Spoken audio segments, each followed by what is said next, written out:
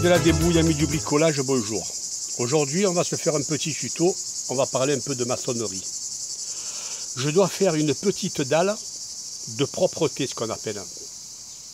Cette petite dalle de propreté, elle va me permettre, quand je vais descendre de mon jacuzzi, qui est ici, de ne pas avoir les pieds par terre sur la terre. Ok? Alors jusqu'à présent, ça fait depuis 6 ans, il y avait des palettes. Des palettes de ce style là-bas, vous voyez, en dessous des poubelles. Voilà. Et je recouvrais ces palettes avec du gazon synthétique de ce style. Un gazon synthétique. Bon, là, il y a des feuilles dessus aujourd'hui. Alors, les palettes, ben, le pourri, ça veut le temps. Hein. Alors, j'ai décidé, j'ai dit, tiens, je vais faire une petite dalle de propreté. Pourquoi j'appelle ça une dalle de propreté? Parce que c'est une dalle qui n'aura pas d'effort dessus. C'est pas un plancher. On ne roulera pas avec la voiture dessus, on ne roulera pas avec la moto dessus, on n'y marchera pas tous les jours. C'est uniquement une dalle de propreté. Son nom le porte bien. Vous allez me dire, mais pourquoi vous faites un tuto pour une dalle de propreté? Il y en a des millions sur YouTube. Mais la dalle de propreté que je vais faire aujourd'hui, elle est un peu spéciale. Je vais faire cette dalle de propreté, elle va faire 5 cm d'épaisseur, pas plus, d'accord? Elle va faire 1,40 m de large et 1,20 m de long. Si vous préférez la partie qui va aller contre le mur là-bas, ça fera 1,20 m. Et la largeur ici, je vais m'aligner à l'autre béton qu'il y a déjà en place, ça sera 1,40 m. Alors pourquoi je vous fais ce tuto? Parce que je vais employer la technique du béton sec, ce qu'on appelle.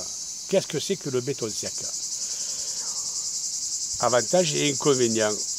Quand vous faites un béton et que vous l'étalez, il vous faut sortir la bétonnière ou alors un malaxeur, une auge. Aller acheter du gravier, du sable, du ciment, faire un mélange. C'est beaucoup de manutention. Ensuite, beaucoup de salissure, parce que quand vous gâchez, vous en foutez de partout, on le sait. Ensuite, il y a le nettoyage. Et pour étaler ce béton, eh bien souvent, il faut aller vite, parce que là c'est l'été, on est au mois de juillet. Hein. Donc si vous faites des gâchets l'été, il faut aller vite, parce que le béton il sèche, etc., etc. Enfin voilà. Et bien sûr, une grosse perte de temps. Pour une petite dalle de cette dimension, la technique du béton sec, c'est quoi? C'est la préparation, c'est exactement la même qu'un béton normal. Coffrage, polyane, ferraillage et éventuellement, je dis bien éventuellement. Et on pose le béton sec, non gâché, directement dans le coffrage. On l'étale bien de niveau, bien préparé. Et une fois qu'il est prêt, on le pulvérise d'eau. Et on laisse sécher et c'est terminé. Alors je ne l'ai jamais employé cette technique, mais je sais qu'elle se pratique. Elle se pratique. Alors je me suis dit, comme là j'ai une petite dalle de 1,40 m sur 1,20 m, pourquoi ne pas employer cette technique? Qui sait, peut-être que j'aurai un bon résultat. Vous serez là pour témoigner. Alors je vous propose, je vais préparer le terrain, donc je vais faire mes tracés, tous mes niveaux. Je vais préparer mon coffrage. Et au fur et à mesure, je vous prends et je vous explique ce que je fais. Et ensuite, on balancera le béton. Ce que j'ai oublié de vous dire, le béton, bien sûr, je ne suis pas allé au marchand de matériaux, acheter du gravier, du sable et du ciment. Hein. J'ai pris des sacs tout prêts de mélange béton. Hein. Ça se fait couramment. C'est des sacs de 25 kg ou des 30 kg. Bon, je n'ai pas trouvé les 30 kg, j'ai pris des 25 kg. Tout prêt. Donc il faut se les monter bien sûr et il faut envoyer ça dans le coffrage. Moins de manutention. Le dosage il est parfait puisque c'est fait en usine. Et vous savez combien il coûte le sac? 4,50 €. Vous savez 4,50 € multiplié par 7 sacs, ça va faire 32 €. 32 € franchement ça ne me coûte pas cher. Si j'avais acheté du ciment, si j'avais acheté du sable, du gravier, que je l'aurais gâché, etc., etc., je ne vous dis pas tant que je passe. Allez, assez de blabla, on passe au travail, je vous reprends tout à l'heure.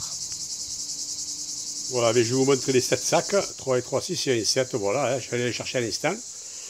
Je reviens, bon, ben, il faut 25 kg, c'est mieux que 30 finalement, parce qu'il faut se démonter, il y a un étage. Il y a un bancao à monter. Donc ça sera plus simple et plus facile. Allez, on se met au travail. Alors, amis de la débrouille, première étape terminée. C'est-à-dire, j'ai nivelé le terrain. On est d'accord? Au milieu, j'ai fait un trou de à peu près, on va dire, entre 10 et 12 cm de profondeur sur un diamètre de 15 cm. Ça fera un ancrage. Quand la dalle elle sera coulée dessus, ce béton là, il sera associé à la dalle. Ça évitera à la dalle de glisser un jour s'il y a des gros orages. C'est un ancrage, j'ai fait du zèle, mais bon, je le fais tout le temps. C'est une sécurité supplémentaire. Alors, ici, j'ai posé ma règle principale, qui est enterrée. D'accord? Ça, c'est le niveau fini. On a une petite pente qui part du contre le mur et qui descend vers là. Une petite pente de 1 cm, pas plus, 1,5. D'accord? Contre le mur, on est de niveau. Le côté gauche, on va se lier à l'ancienne dalle, mais on va être en dessous de 3 cm. Donc quand vous voyez le trait de crayon, ça sera mon niveau. D'accord? Et ici, on aura la règle finale, la pêche finale pour arrêter le béton quand je l'aurai mis en place. Voilà. Pour l'instant, il n'est pas calé. Donc la première étape, elle est terminée. Je vais préparer le polyane. J'ai pas de polyane, mais j'ai de la petite mousse fine de 1 mm. Ça fera l'affaire. On va passer à la deuxième étape, polyane. Et ensuite, on mettra un peu quelques tords de 8 que j'ai là dans mes réserves. Histoire de dire j'ai mis un peu de ferraille, mais bon, la ferraille ça n'a rien là. Il n'y a pas de poids, il n'y a rien dessus. Je le mets parce que j'en ai. Voilà, tout simplement, on prépare ça et on se retrouve à la deuxième étape. On est la débrouille, deuxième étape terminée. Vous avez vu, j'ai mis 2 tords de 8, un peu de partout. Ça me tient, ça me permet de tenir le petit polystyrène que j'ai mis à la place du polyane. Comme il y a un peu de vent, ça évite de s'envoler. Et en même temps, ça fera une solidité en plus. Voilà, donc pour moi c'est terminé. Je vais attaquer le béton. Alors je vais le monter d'en haut en bas, il y a 6 sacs. Et je vais commencer à l'étaler, le mettre de niveau, bien le tirer. Et quand tout est prêt, je vous prends, on voit ça ensemble et on pulvérisera l'eau ensemble dessus. Voilà. Allez, à tout de suite. Alors, amis de la débrouille, mission accomplie. Donc j'ai tout étalé, bien comme il faut. Alors, vous faites comme moi si vous voulez. Hein. Vous vous servez aussi à sec, bien entendu, d'une truelle. Vous travaillez avec le tranchant de la truelle. Ou alors, si vous avez une lissaise, c'est encore mieux. Et vous pouvez prendre aussi, bien entendu, une taloche. Hein, pour un peu égaliser. Mais quoi qu'il en soit, moi j'ai tout tiré à la règle au départ. Hein. J'ai tiré à la règle et ensuite j'ai un peu taloché, un peu lissé. Alors, maintenant, on devrait attaquer l'étape de pulvérisateur. Ça, c'est le plus vite fait, c'est tranquille, on peut s'asseoir sur une chaise et pulvériser tranquille. Le problème, les deux ennemis du travail, le vent et le soleil. Il est 3 h de l'après-midi, je suis en plein cagnard. D'ailleurs, vous le voyez, hein, le jacuzzi il fait un peu d'ombre, mais ce n'est pas suffisant. Et je ne vais pas le faire. D'où l'avantage d'avoir fait un béton à sec. Vous avez compris le coup? Voilà. Donc je laisse comme ça, j'attends 17 h ou 18 h. Et j'en ai pour un quart d'heure, 20 minutes. On se reprend là à ce moment-là pour pulvériser, on va le faire ensemble. Ok? Allez, je vous dis à tout à l'heure. Et sachez quand même que c'est une petite dalle brute. Hein. Je ne vais pas la faire lisse comme une patinoire. Le principal, c'est qu'elle soit droite, bien d'aplomb, bien de niveau, bien en pente. Et si elle a tout ça, ça me suffit parce que dessus, il va y avoir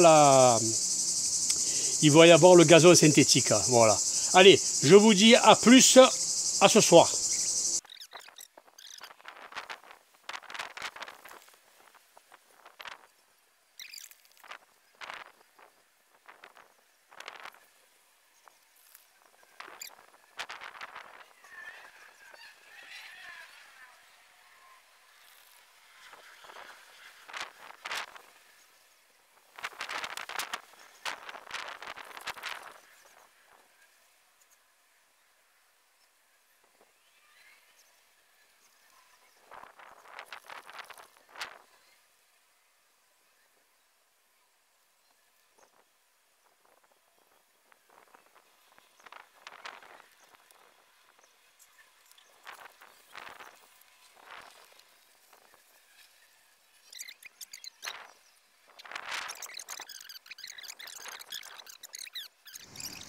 Alors, amis de la débrouille, nous sommes le lendemain matin.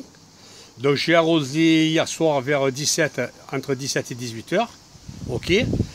Et on est le lendemain matin. Voici le résultat. Voilà. C'est une dalle qui est complètement sèche.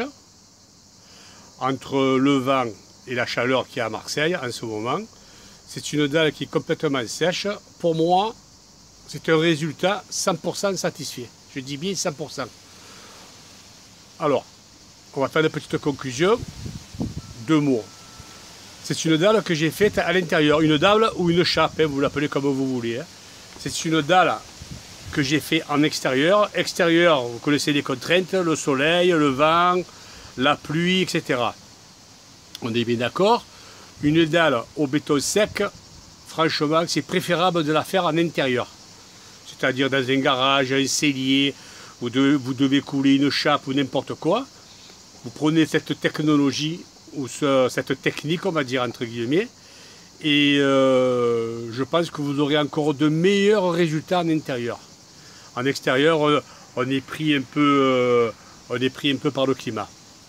Voilà, mais quoi qu'il en soit, vous avez vu que hier, après, j'ai commencé avec le pulvérisateur et j'ai fini avec l'arrosoir. Alors l'arrosoir, il faut le faire, vous pouvez le faire avec l'arrosoir aussi, mais il faut le faire en plus fine, hein, et pas envoyer le jet directement dessus, hein, il faut faire des va-et-vient. Hein. Et il ne faut pas trop inonder aussi, il ne faut pas faire un béton lavé. Parce que si vous mettez trop d'eau, le béton il descend au fond, bon c'est vrai qu'il y a le polyane en dessous. Hein. Ça retient un peu l'eau et ça retient le ciment. Mais si vous faites une chape comme ça, qu'il n'y a pas de polyane en dessous, vous avez tout le ciment qu'il faut le camp. Hein. Voilà. Donc il faut aller mollo et honnêtement le résultat ben, il est parfait. Voilà. Moi je vais attaquer le gazon par-dessus, puisqu'il est complètement sec hein, le béton. Et je vous reprends tout à l'heure. Alors je vous la filme un peu de près pour que vous voyez le résultat. N'oubliez pas que j'ai fait un béton brut. Vous pouvez en faire un béton taloché ou lissé à la fin, quand vous avez fini l'arrosage. Moi, j'ai pas voulu le faire parce que j'ai voulu avoir un béton brut pour que le gazon synthétique accroche dessus. Vous avez compris? Voilà. Après, vous le finissez comme vous voulez. Pour moi, c'est un résultat magnifique. J'ai ma pente, j'ai mes niveaux, tout est impeccable. Allez. Voilà le rendu final. Quel était mon objectif? Avec le gazon synthétique, son coffre qui a retrouvé sa place, fonctionnel. Voilà. Cette vidéo se termine, braves gens. Je vous dis bye bye, à bientôt. N'hésitez pas à me mettre des commentaires. Et pour conclure, eh bien, satisfait à 100% de ma nouvelle technique de faire une chape. Au revoir et à bientôt.